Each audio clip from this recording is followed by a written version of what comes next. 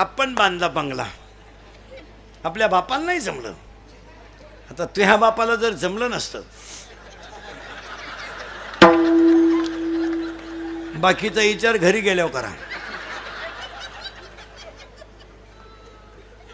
मी ती तू कोण सासूची? ऐ ऐ तू कोण आहे सासूची? तो नवऱ्यापुरतं तो पाहायचं, तुला इकडे बोलायचं काय अधिकार? तू मंगळसूत्र कोणचं घालती? नवऱ्याचं. तुला सांभाळण्याची जबाबदारी कोणाची आहे? नवऱ्याची. तुम्हाला पाहिजे त्या गोष्टी देण्याची जबाबदारी कोणाची आहे? नवऱ्याची. तुमच्या अंडर कोण आहे? तुमच्या पुऱ्या कानाखाली कोण येईल? नवरा. मग तुम्हाला सासऱ्याला बोलायचं काय अधिकार? काय अधिकार काय? तू लायसन घेऊन आली तिकून? ऐ ऐ बचत गट काढी ती, सासरा उपाशी मारी ती.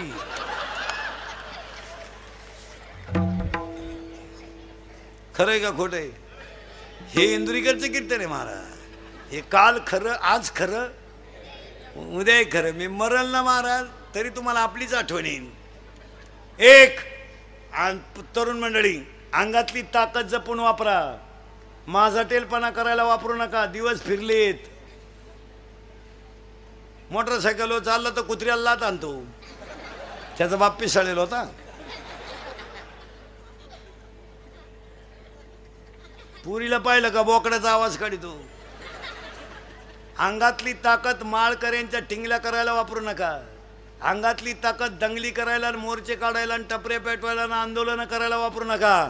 अंगातली ताकद काळ्या आईची सेवा करायला, गोठ्यातल्या गाईची सेवा करायला, घरातल्या आईची सेवा करायला, भारत मातेची सेवा करायला वापरा. आता हे दंगली बिंगली करायचे दिवस गेले. आता 15 वर्षापासून महाराष्ट्रातलं पोलीस खातं नंबर 1 काम करते. नंबर 1. आता 100% जनता सीसी कॅमेरे ते.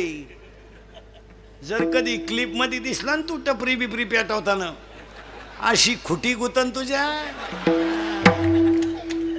खुटा उपटन पण खुटी निघायची नाही.